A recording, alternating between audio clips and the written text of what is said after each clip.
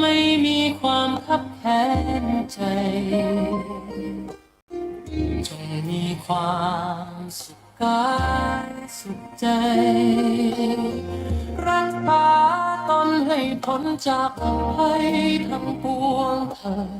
อิทังเมตตาปิตูนังก่อนยกมือ10 นิ้วกราบนอบน้อมวันตาอภิวาทน้อมระลึกถึงอย่างพระอรหันตสัมมาสัมพุทธเจ้าผู้แสวงหาซึ่งประโยชน์อันยิ่งใหญ่ขอนอบน้อมอย่างพระธรรมคำสอนในศาสนานี้ที่องค์สมเด็จพระสัมมาสัมพุทธเจ้าได้ตรัสแสดงไว้ดีแล้วขอนอบน้อมระลึกถึงอย่างพระสงฆ์สาวกผู้ใหญ่ผู้มีทิฏฐิอันหมดจดและงดงามด้วยเสียงแก้วของข้าพเจ้าและขอถวายความเคารพนอบน้อมไหว้สามายังครูบาอาจารย์พระเถรานุเถระพระภิกษุสงฆ์สามเณรพระสังฆาธิการทรงสมณศักดิ์บัณฑิตนักปราชญ์ท่านผู้มีความรู้ทุกรูปทุกตนทุกองค์ที่รับฟังอย่างรายการแห่งนี้มาด้วยความเคารพและขอเจริญสุขเจริญธรรมมายังพ่อออกแม่ออกศรัทธาอันมีพ่อหมอนแม่หมอนพ่ออุ้ยแม่อุ้ยพี่ป้าน้าอาท่านผู้ฟังผู้มีบุญทุกท่านที่ติดตามรับฟังธรรมะยามแรงทางสถานีวิทยุเพื่อการศึกษาพระพุทธศาสนาและวัฒนธรรม 104.5 เมกะเฮิรตซ์โดยการออกอากาศได้ส่งลิงก์สัญญาณไปณสถานที่ตั้งสถานีวิทยุก็คือวัดฝ่ายหิน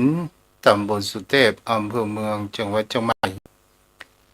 ได้รับการอุปถัมภ์จากมหาวิทยาลัยเชียงใหม่เนาะแล้วก็โดยความเมตตาท่านอาจารย์พระครูสมุวิศวัตรวรกิจโจผู้อำนวยการสถานีวิทยุพระพุทธศาสนาแห่งนี้มาโดยดีตลอดจนถึงคืนธรรมะสื่อข่าวชาวประชาที่ได้ก็ริ้งและส่งสัญญาณไปในเครือข่ายของคืนธรรมะสื่อข่าวชาวประชาโดยพระครูอภิวัตรวัฒนาวิกรมวันนี้โยมพ่อโยมแม่ก็เป็นวันที่27แล้วซึ่งเดือนกุมภาพันธ์ปีพุทธศักราช2569นี้ก็มีอยู่ยังแค่28 วันเท่านั้นวันพรุ่งนี้ก็เป็นวันที่สิ้นสุดแห่งเดือนกุมภาพันธ์พุทธศักราช2569โยมพ่อโยมแม่ท่านผู้ฟังวันที่3ก็จะเป็นวันมาฆปุณณมีซึ่งเป็นวันที่เป็นวันคล้ายที่องค์สมเด็จพระสัมมาสัมพุทธเจ้าได้แสดงโอวาทปาติโมกข์กับพระภิกษุสงฆ์สาวกที่เป็น 1,250 รูปที่มาพร้อมเพรียงกันโดยบ่ได้นัดหมายที่ป่าเวรุวันศรัทธาญาติโยมทั้งหลายฉะนั้นเราเป็นชาวพุทธเราก็จะไปลืมเด้อเพราะว่าน้อมน้อมระลึกถึงอย่างคุณขององค์สมเด็จพระสัมมาสัมพุทธเจ้าผู้มีคุณต่อชาวโลกผู้มีพระมหากรุณาธิคุณบริสุทธิ์ที่คุณปัญญาที่คุณโยมพ่อโยมแม่ ถ้าเรามองย้อน ไปในอดีตของสมเด็จพระผู้มีพระภาคเจ้าของหมู่เฮาที่เฮาหันได้ว่าเฮาได้หันอย่างพระสัทธรรมคำสอนของพระพุทธองค์นั้นเป็นสิ่งที่มันมีวันเปลี่ยนแปลงกว่าที่จะมาถึงในจุดนี้ได้เนี่ยโยมพ่อโยมแม่ท่านผู้ฟังทั้งหลายก็ลองเฮาดูมองย้อนมองย้อนประวัติของเจ้าชายสิทธัตถะก็คือ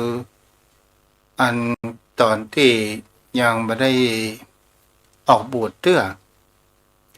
เจ้าพ่อเจ้าแม่ท่านผู้ฟังทั้งหลายครั้งเมื่อประสูติก็มีพราหมณ์ผู้หนึ่งก็บอกว่าพระราชโอรสของพระเจ้าสุโธทนะผู้นี้จะเป็นศาสดาเอกของโลกแต่เมื่อแห่งว่าเจ้าผู้ครองกับกรุงกบิลพัสพระเจ้าสุโธทนะได้รับฟังประการเช่นนี้จากพราหมณ์ผู้ที่ตัวเองนั้นมีความเคารพนับถือศรัทธาญาติโยมเป็นสิ่งที่จะเห็นได้ว่าพระเจ้าสุโธทนะอยากจะฮือแห่งเพราะว่าพระโอรสของตัวเองนั้นเป็นรัชทายาทสืบเมืองแตนของตัวของพระองค์เองทีนี้ปัญหาสิ่งที่จะเห็นได้ว่าเมื่อมีพราหมณ์บอกว่าจะเป็นศาสดาเอกของโลกพระเจ้าสุโธทนะก็เลยสร้างแห่งความว่าสร้างต้นของว่าสร้างที่เหมือนกับว่าคุมขังเอาสิ่งที่แห่งคำว่าอันเป็นกิเลสตัณหามากมายกับเจ้าชายของตัวเองในพระราชโอรสของตัวเองก็คือเจ้าชายสิทธัตถะก็ได้ผูกแห่งคำว่าแปลงปราสาทอยู่3 ฤดูก็หมายถึงว่าเมื่อออกจากนอกวังต่างๆนานาถ้ามีคนเจ็บคนแก่พระเจ้าสุโธทนะนั้นก็ได้สร้างเมืองต้องห้ามไว้แห่งที่หนึ่งเพื่อที่จะมาฮือราชโอรสของตัวเองได้หูได้หันแห่งความเปลี่ยนไปของกฎเกณฑ์ของธรรมชาติที่นี้ศรัทธาญาติโยมทั้งหลายวาสนาบุญญาธิการของบุคคลเฮานั้นถ้ามีแห่งคำว่าบุญญาธิการวาสนาดีแล้วที่สั่งสมมาเหมือนดังเจ้าชายสิทธัตถะนี้เนี่ยโยมพ่อโยมแม่ท่านผู้ฟังทั้งหลายแม้กระทั่งพระเจ้าสุโธทนะได้มีพระมเหสีนางพิมพาก็คือลูกผู้พี่ผู้น้องกันเกิดกินแขกแต่งงานกันก็เลยเป็นสิ่งที่จะหันพอว่าระยะเวลาที่พระพุทธองค์ที่เจ้าชายสิทธัตถะได้ครองเรือนนี้เนี่ย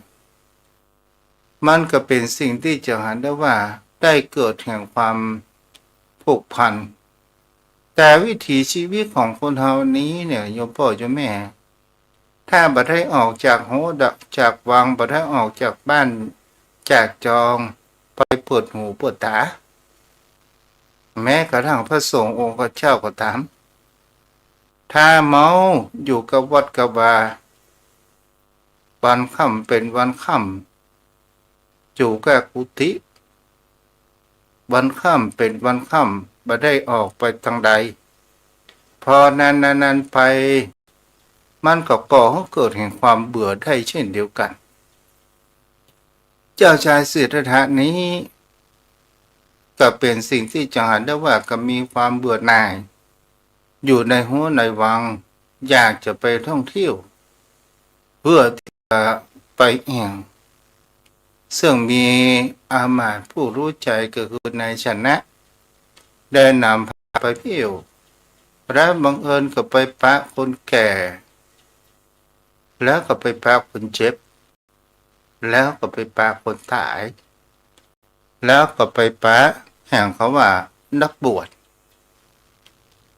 สาธาญาติโยมทั้งหลาย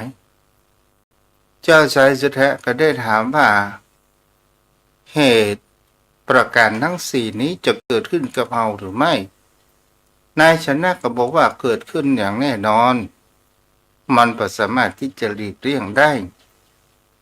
ศรัทธาญาติโยมทั้งหลายแต่นี้เมื่อเข้าหูเข้าวังมาซึ่งในตอนนั้นเนี่ยอยู่ในช่วงแห่งเขาว่าพระชนมายุของเจ้าชายสิทธัตถะอยู่29 พรรษา29 พรรษาศรัทธาญาติโยมทั้งหลายปัญหาของเขาว่าอายุ29 ปี29 ปีในการครองเรือนเจ้าชายสิทธัตถะก็ได้เกิดแห่งความต่อสู้แห่งเขาว่าในความคิดระหว่างราชสมบัติระหว่างภรรยามาเหสีของตัวเองและลาหุนและก็ยังแห่งเขาว่าผู้คนทั้งหลายในโลกนี้ก็คือประชาชนก็เป็นสิ่งที่เกิดแห่งความลังเลทกเถียงอยู่ในจิตใจว่าจะออกบวชหรือไม่ออกบวช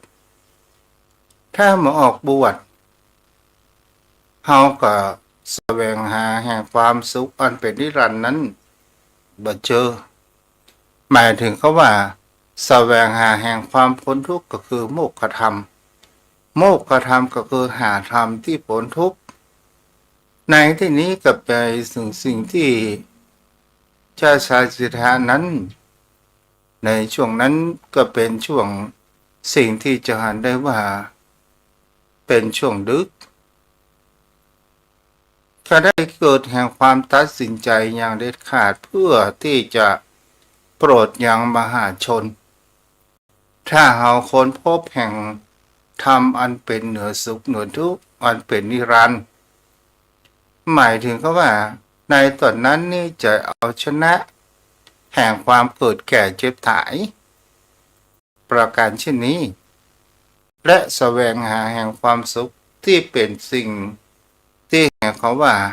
พ้นเกิดแก่เจ็บตายไม่ยากที่จะมาเป็นทุกข์แถมแล้วก็จะได้มาโปรดกับยังเมื่อแสวงหายังทำได้โภคธรรมพบเจอแล้วเราก็ลองมาดูสังเกตพระองค์นั้นเป็นลูกพระมหากษัตริย์จะกินสิ่งใดจะเอาสิ่งใด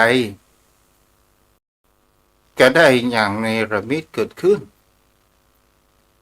แต่เจ้าชายสิทธัตถะซึ่งเป็นราชโอรสของราชทายาทของพระเจ้าสุโธทนะโยมพ่อโยมแม่เฮากันได้ว่าเมื่อตัดสินใจได้แล้วยอมทิ้งยังทรัพย์สินสมบัติอันเป็นภายนอกด้วยความแห่งรสบรรณทิฏฐิแห่งความเป็นพระมหากษัตริย์นั้นออกไปด้วยความเสียสละอย่างยิ่งก็ได้ไปออกไปด้วยม้ากันทกะข้ามแม่น้ำอโนมานาทีเกิดขึ้นและก็ได้เอาพระกันเป็นพระขันหรือว่าดาบตัดมวยผมนั้นออกแล้วเอายางชาดาตลอดจนถึงเสื้อผ้าอาภรณ์ต่างๆที่เป็นความหมายแห่งคำว่า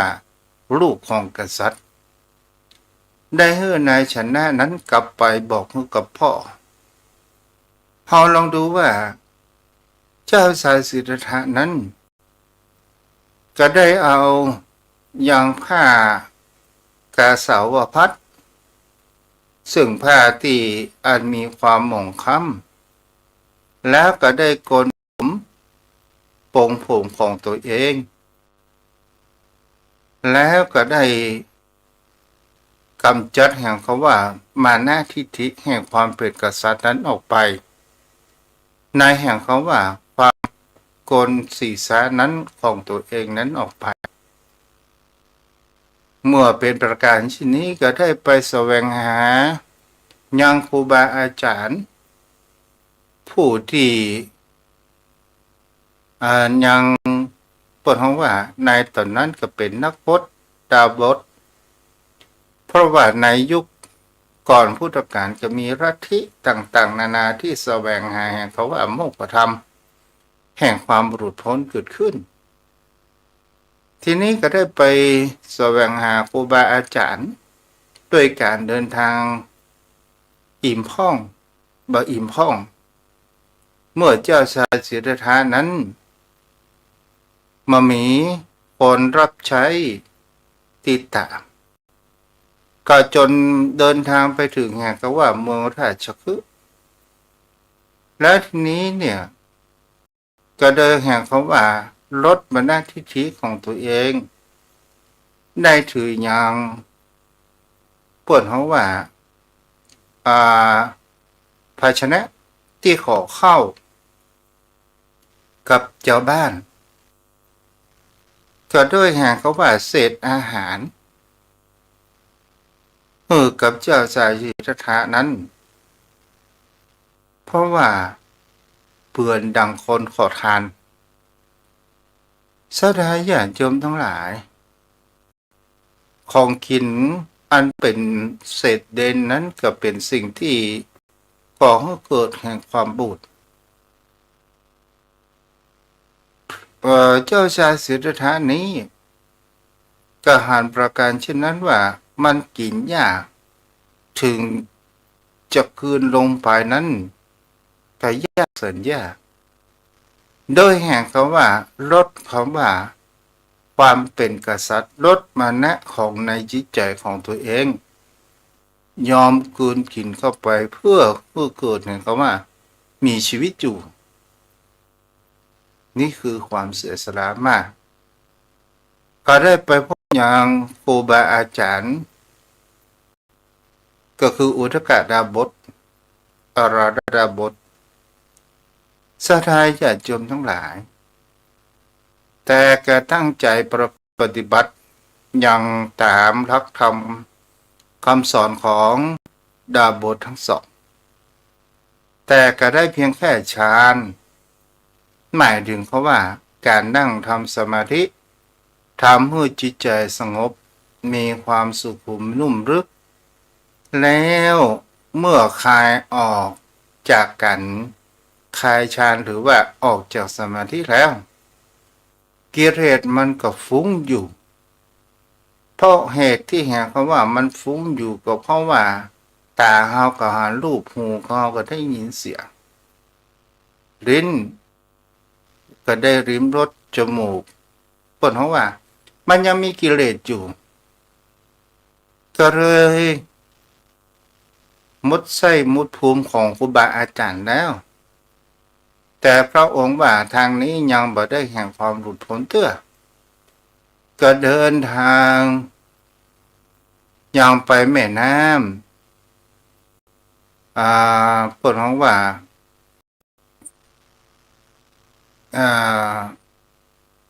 แม่น้ำจังก็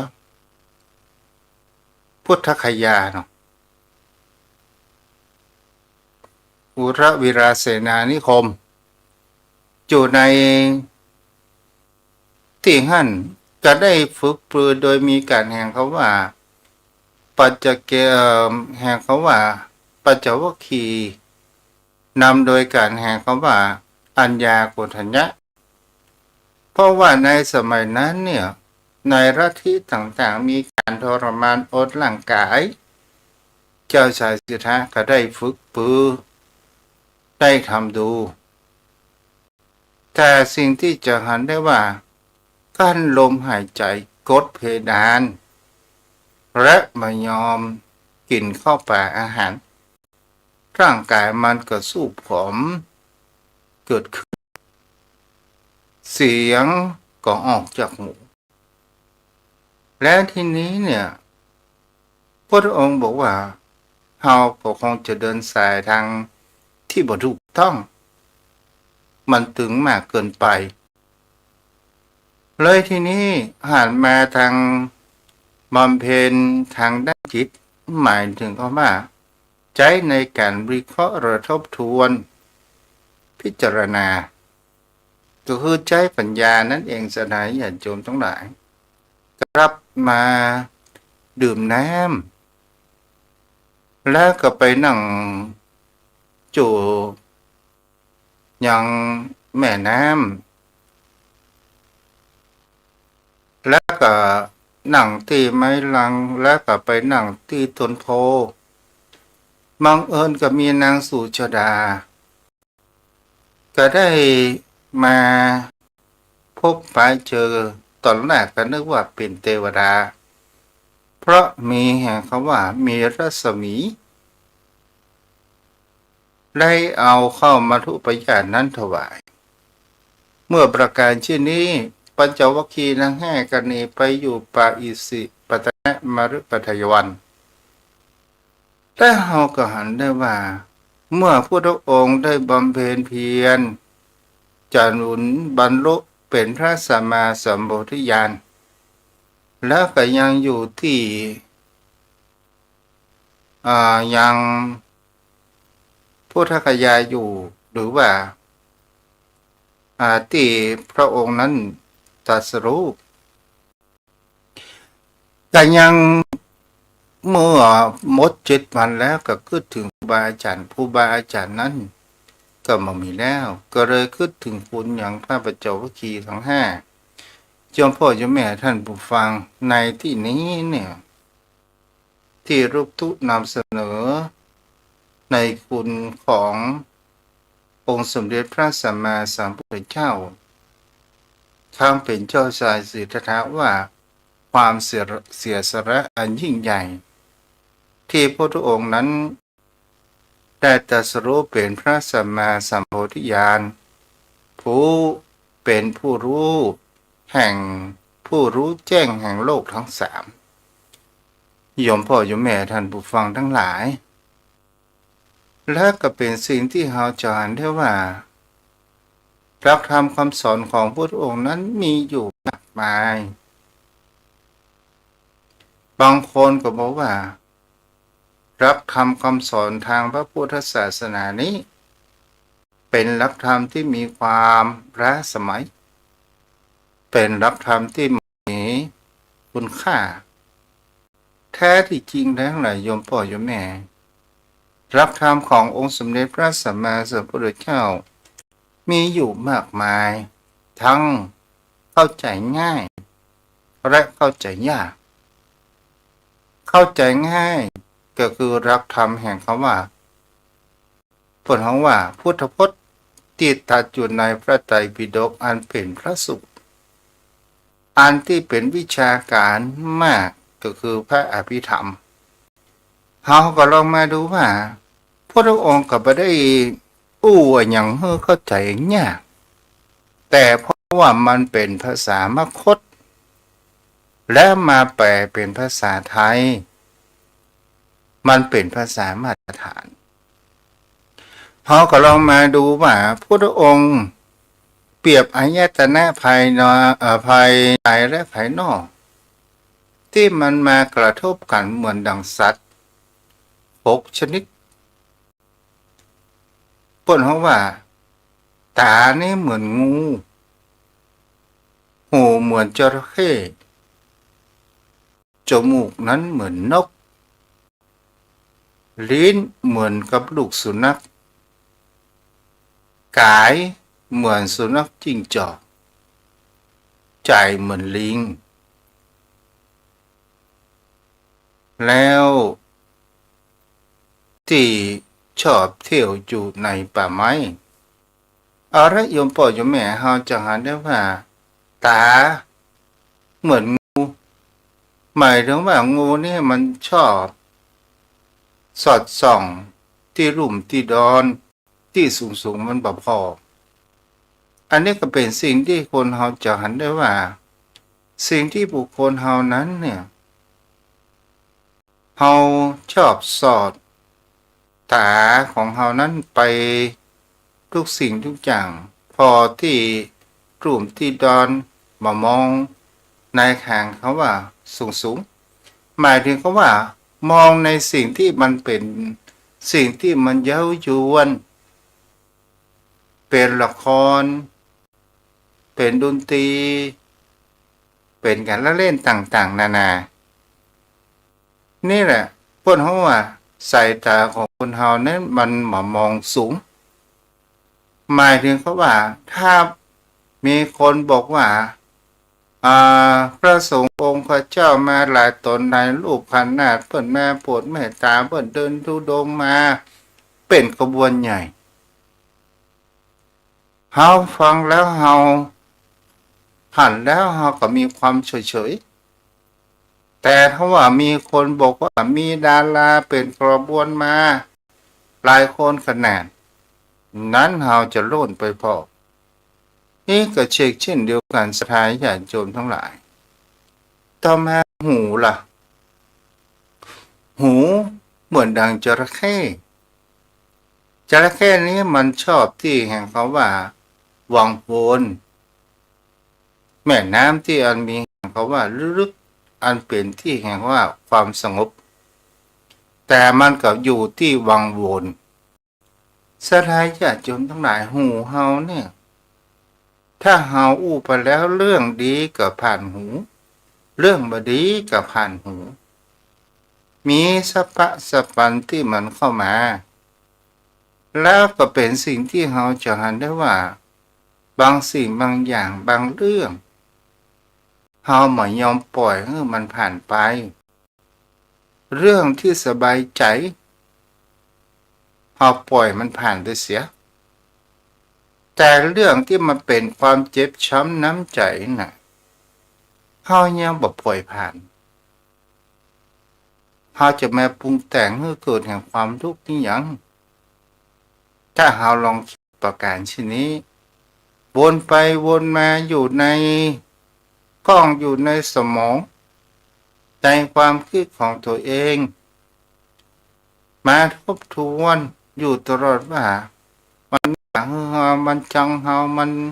หมิ่นประมาทเฮาอันก็วังวนฝังอยู่ยังหัวเฮาเนี่ยโยมพ่อโยมแม่ท่านฟังทั้งหลาย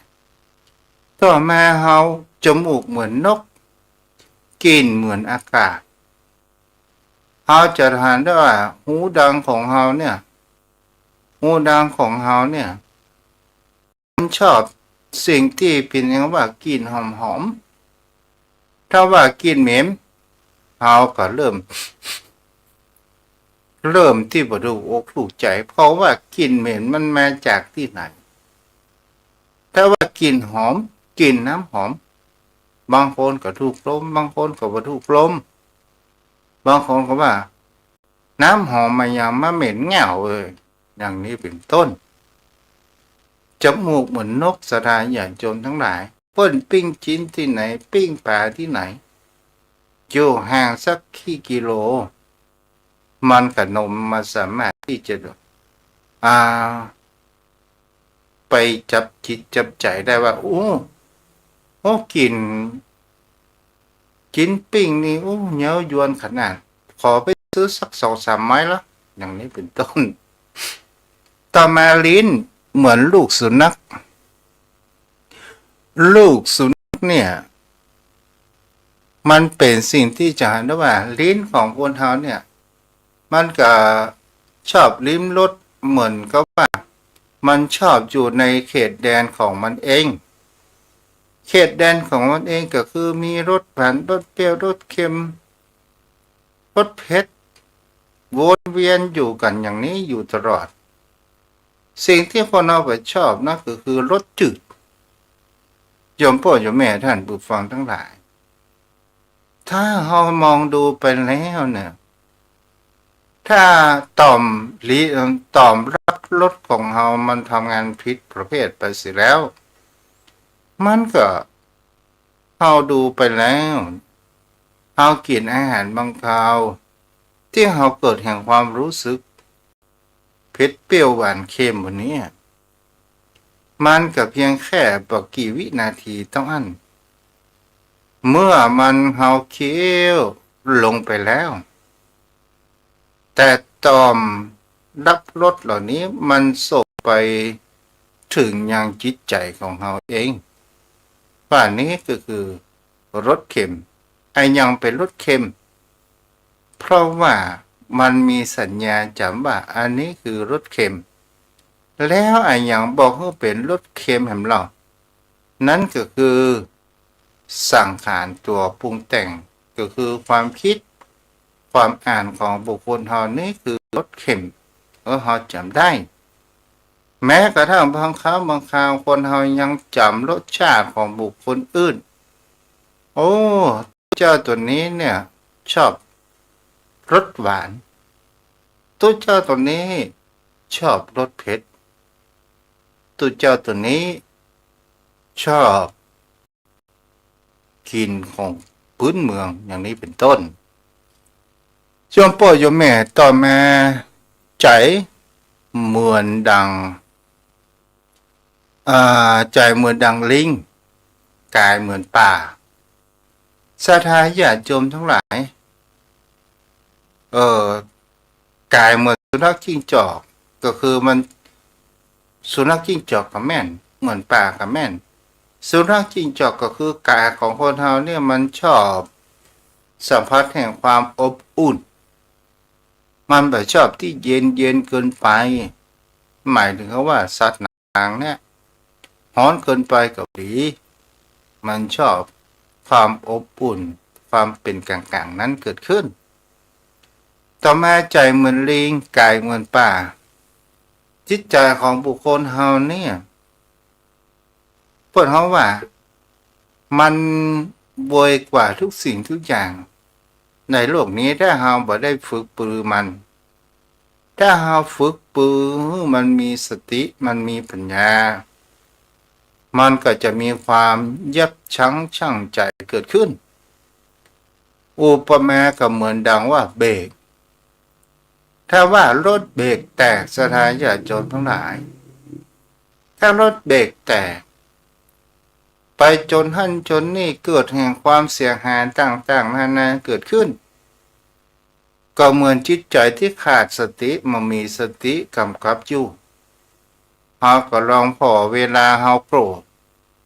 เฮามามีสติเฮาวัดวังวัดงาไปต่างๆนานาเกิดขึ้น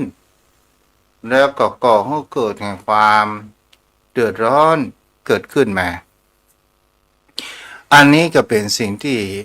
หมู่เฮานั้น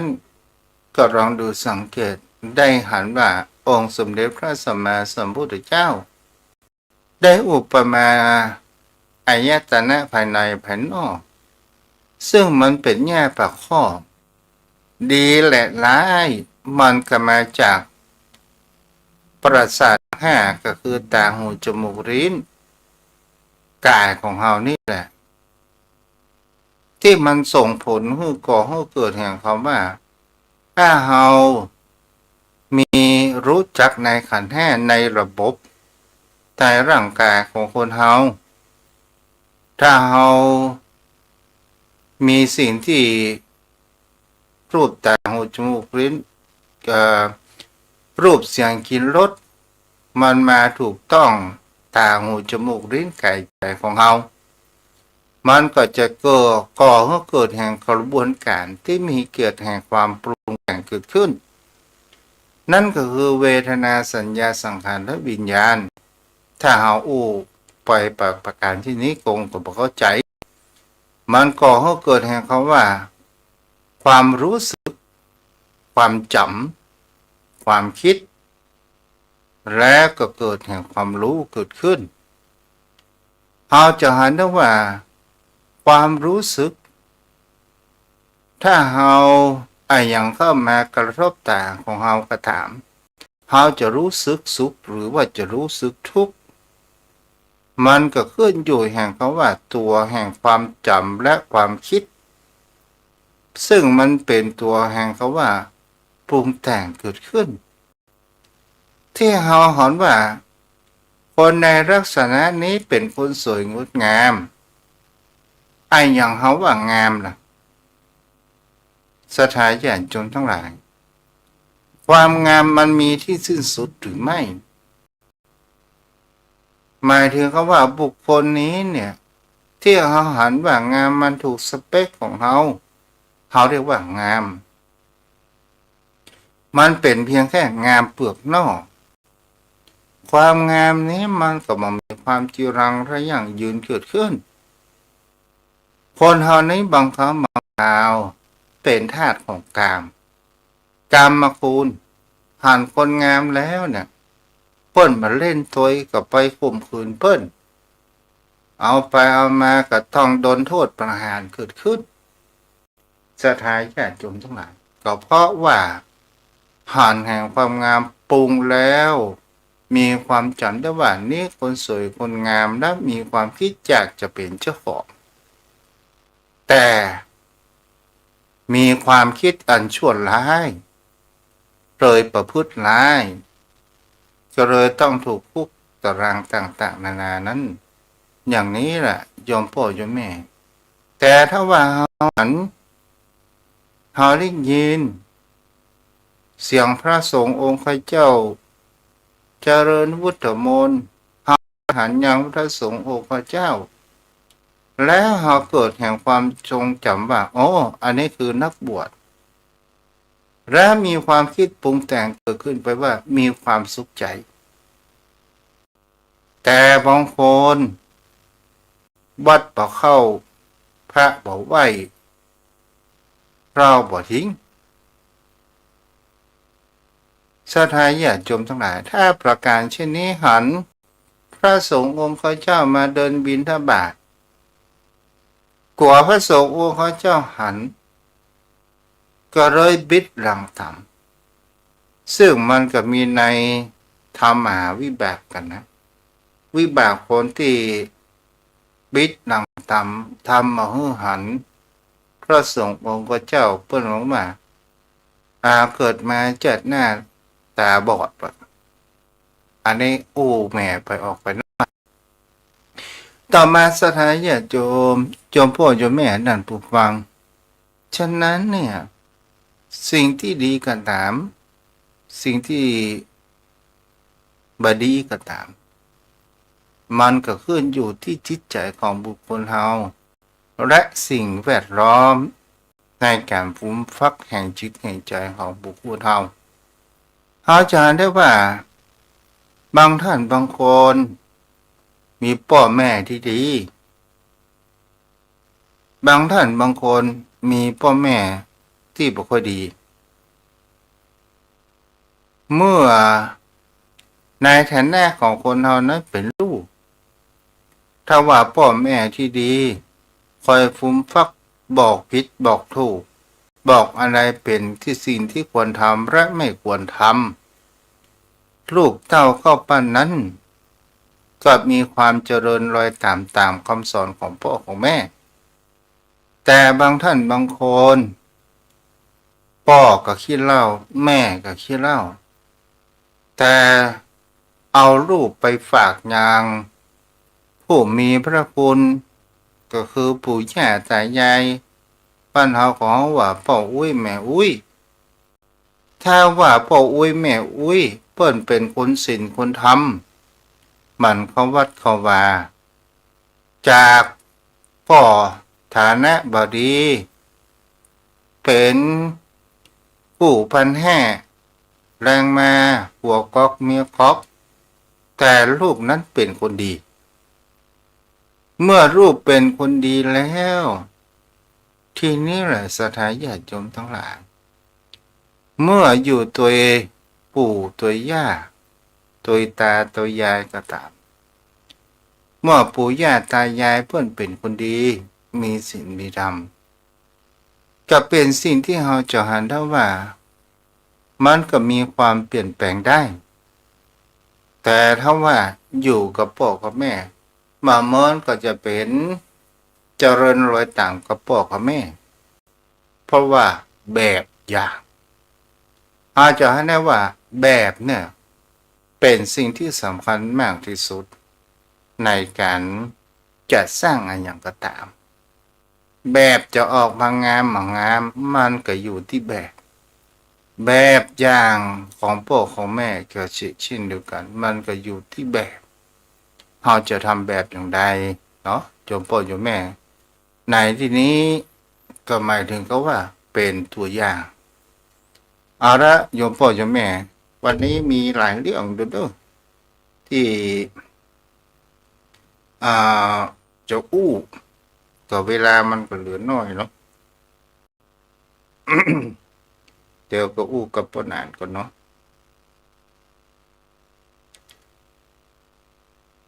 เดี๋ยวจะทำป้านานเนาะป้นเขาว่าเส้นทางอะไรอย่างที่เราเดินทางไปถึงจ้ามากที่สุดลองฟังป้านานก่อนเด้อโยมพ่อโยมแม่วันนี้ขออนุโมทนาบุญ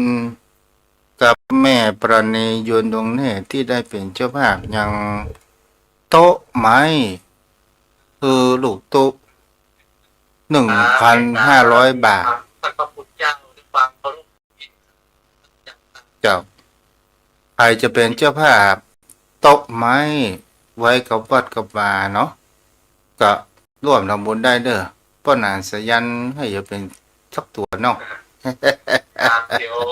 ตั้งใจไว้อยู่ครับท่านเจ้าเนี่ยหาโอกาสก่อนมัน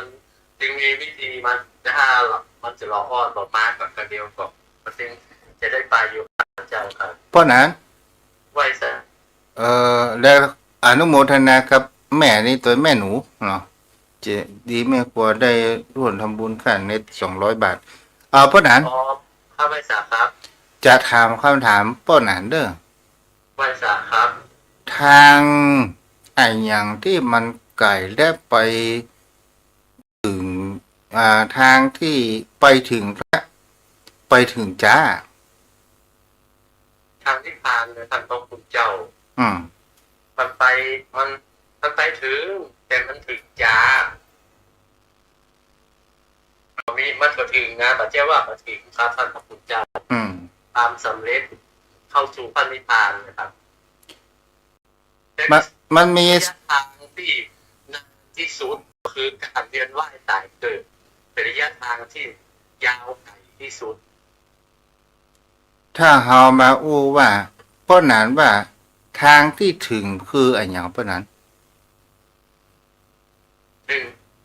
ทางที่ถึงนี่เหรอครับท่านพระคุณเจ้าทางไกลที่ถึง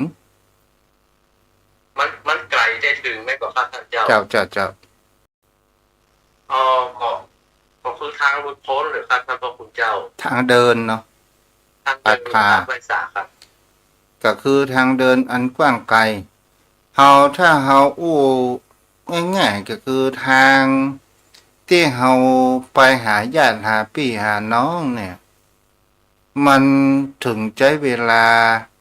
หลายชั่วโมงหรือบอกเกินชั่วโมงมันก็ถึงที่เราต้องเป้าหมายไว้แต่ถ้าว่ามันไกลๆเราก็จะต้องเตรียมสัมภาระมากมายมาก่อนป่ะนั้น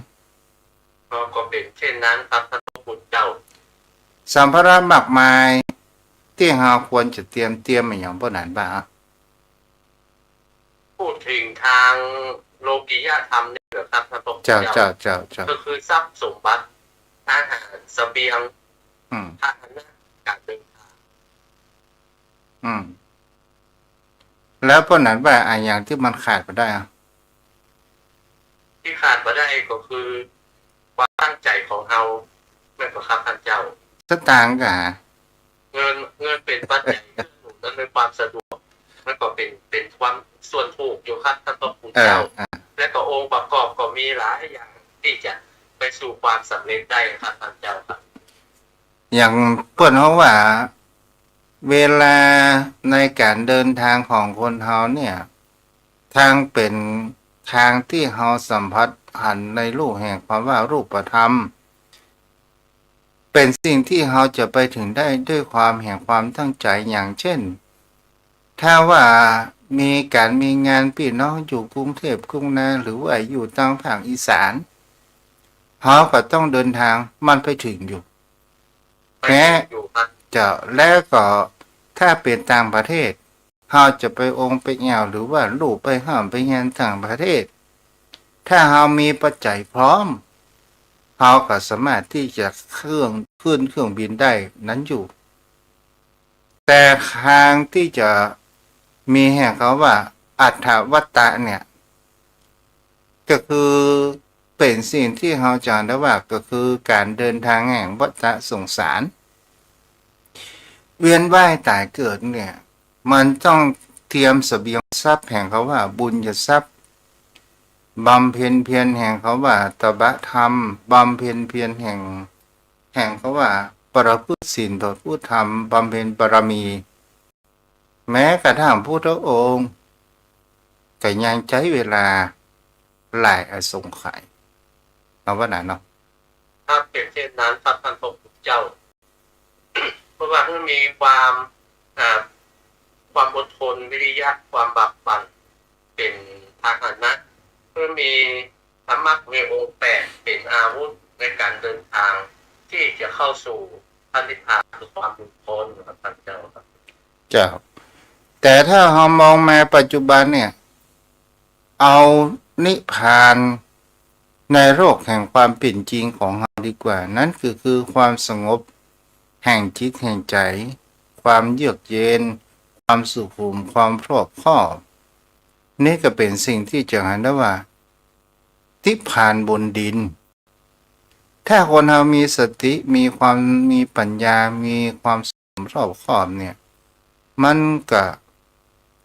เกิดแห่งเขาว่าอยู่แล้วอย่างมีความหมายจากไปอย่าง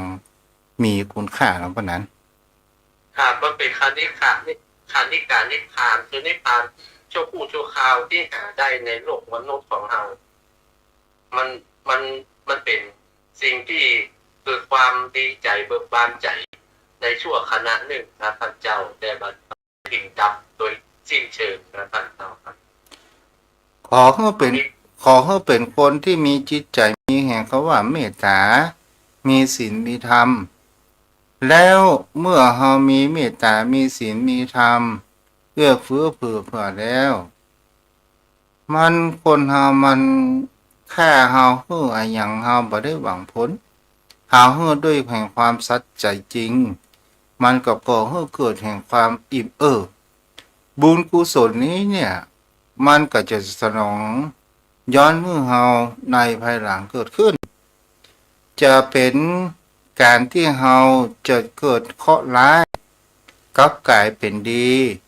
บุญดีเนาะเฮาบ่ไปเหี่ยวด้วยเขาอย่างนี้เป็นต้นเนาะ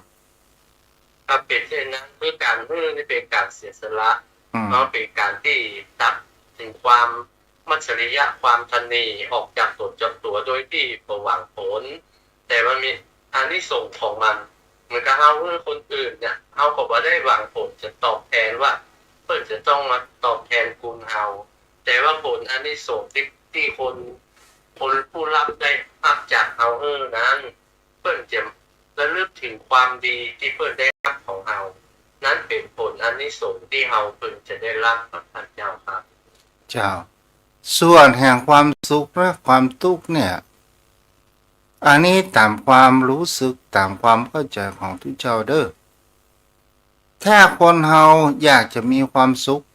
เฮาก็ปล่อยวางเสียถ้าเฮาอยากจะมีความทุกข์อกทุกข์ใจต่างๆนานาก็ยึดมั่นถือมั่นเสียเนาะเพราะนั้นเพราะการปล่อยวางครับเจ้าเป็นความสุขขั้นพื้นฐานและได้ง่ายโดยที่บ่ได้ยึดมั่นถือมั่นบอกเรื่องราวอย่างที่มันเกิดขึ้นนะครับถ้าเราไปนึกไปคิดโดยที่เราบ่วางมันก็เป็นความทุกข์เกิดในตัวของเราแม้กระทั่งความสุขที่เกิดขึ้นถ้าเราเป็นนึกอยู่ตลอดว่ามันจะอยู่กับเราตลอดโดยที่เราบอกรู้เท่าทันว่าความสุขนั้นเกิดขึ้นได้ชั่วคราวแล้วมันก็จากไปเอาไปนึกแต่ว่ามันจะอยู่กับเราถ้าเราปลูกวางตั้งแต่ต้นว่ามันนี่มีความสุขถ้าเป็นจากไปเราก็จะทำใจให้เราอยู่ได้แล้วก็เกิดความสุขครับท่านเจ้าถูกต้องแล้วเป็นการมองเพื่ออนาคตถ้าเรามาจมปักอยู่กับว่าสุข ต้องอยู่กับเราตลอดวันใดวันหนึ่งถ้าสุขนั้นมันจากไปเขาก็เกิดความทุกข์เข้ามาแทนแต่เราแบ่งใจว่าเขาปลงวางไว้ล่วงหน้าว่าก็อยู่กับเราเมินหมดเป็นธรรมดาเป็นรูปกระทำมันจากไปเขาก็สบายใจรับมันได้ครับท่านเจ้าครับ เจ้าถูกต้องนะเราพนันไว้เพียงนี้เนาะวันนี้เปิดทางบ้าน จะไปศึกษาเมตตาธรรมท่านเจ้านะครับที่ได้เราผมได้มีโอกาสได้สนทนาธรรมเพื่อเป็นบุญเป็นกุศลเพื่อหายความระลึกถึงกันเพื่อเกิดความเบิกบานใจขอไหว้สาขอบพระคุณท่านเจ้าเจ้าของโปรดยิ่งท่านญาติธรรมกัลยาณมิตรกัลยาณธรรมทุกท่านครับผมก็เหมือนกับทุกท่านที่ได้สนใจธรรมะได้ฟังธรรมะแล้วเกิดความปิติยินดีเบิกบานผ่อนคลายในระดับหนึ่งขอทุกท่านทุกคนมีความสุขความเจริญนะครับขอบพระคุณครับสวัสดีครับสาธุอนุโมทนาเด้อเอาละโยมพ่อโยมแม่ที่อยู่ทางบ้านวันนี้ผู้ที่ตามทาง Facebook มีทางโยมแม่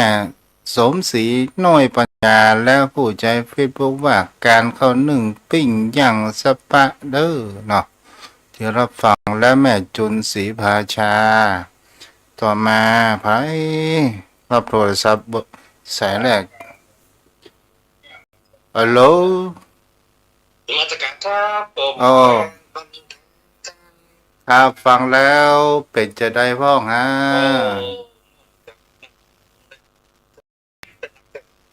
เจ้าผู้รักษาเด้อเจ้าผู้บอกชอบดีครับเนาะเจ้า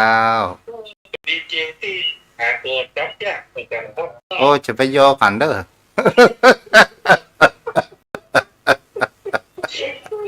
จ้าผู้รักษาเด้อจ้าผู้รักษาการเจ้าจะไป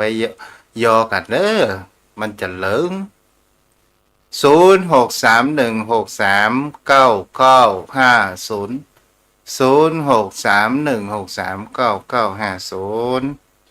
ไหว้สาหลวงพ่อ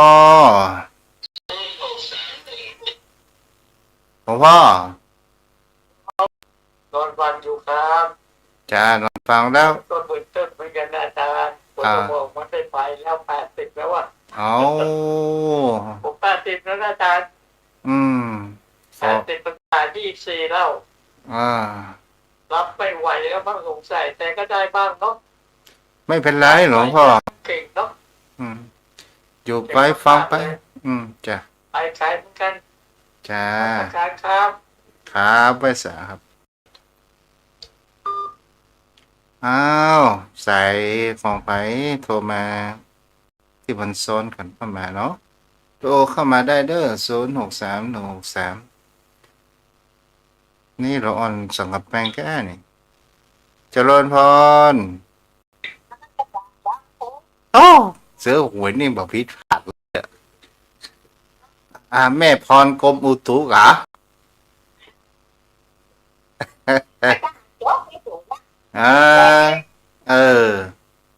พยากรณ์อย่าได้พ่องแม่พรกรมอุตุพยากรณ์ไว้ได้พ่องวันนี้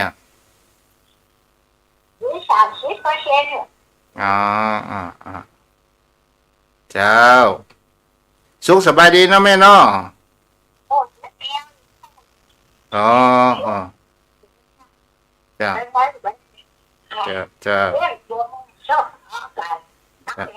เจ้าบุญรักษาเด้อเจ้า0631639950ใครจะร่วมบุญช่วยเป็นเจ้าภาพโต๊ะไม้ซึ่งก็เป็นไม้ซักโครงสร้างไม้เนาะเพราะว่ามีคนเอาไม้มาฮื้อแต่ไม้แผ่นกระดานนั้นมันไม่มีเราก็จะต้องไปซื้อที่ร้านสุขสวัสดิ์นะแล้วก็จ้างสลาตัวเองเนาะอยู่บ่อยู่แม่แก่แหงเราก็จะต้องเพื่อเพื่อนกันเด้อเกิดกึดกะรวม ตึงแผ่นไม้ตึงขาแห้งก้นกับตัวเอาถั่วบ้านแห้งนะ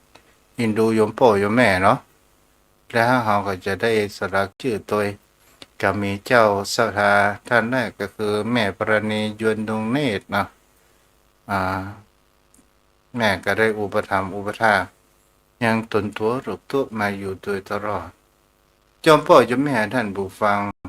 ที่รับฟังอยู่ทางบ้านถึงมาได้โทรมาก็บ่เป็นอย่างเด้อลูกตัวก็ทำหน้าที่ไปในแห่งเขาว่าเป็นพุทธบุตรขององค์สมเด็จพระสัมมาสัมพุทธเจ้ารู้บ้างไม่รู้บ้างคนเฮาจงทำตนตัวของเฮาอย่าให้เป็นคนน้ำล้นแก้วบอกเก่งแต่เฮาก็ยังพอมีความรู้อยู่พ้องถึงไม่รู้มากมายแต่ก็เป็นกู้เป็นกินกับโยมพ่อโยมแม่ได้เด้อเอาละโยมพ่อโยมแม่มามีภัยโทรมาแล้ววันนี้เปิดสายหน้าใหม่ถ้ามามีภัยแล้วก็จะลงแล้วเด้อเพราะว่าคืนเวลาเฮอทางสถานีวิทยุสุดท้ายนี้ก็ขอปั่นปอนให้โยมพ่อโยมแม่มีสุขภาพร่างกายแข็งแรงเจริญไปด้วยอายุวัฒโกธนวัฒโกสิริวัฒโกยะสวัฒโกภรวัฒโกวันวัฒโกสุขวัฒโกหนโตสัพพทาทุกขโรคาพยาเวราโสกาสันตุจุปตวาอเนกาอันตรายาปิวินาสันตุจเตสสาชยสิทธิทะนังราพังโสธิพระขยังสุขังพรังแม่นวลยอดคำปันแม่เลี้ยงกำแพงหินเจ้าแว่นตาเจ้าไม่ได้เป็นในเรื่องจ้ะนะไม่ได้เป็นอ่ะ จะวันนี้วันที่กันนะแม่เด้อบ้านในบ้านในชาวบ้าน อ๋อจ้ะ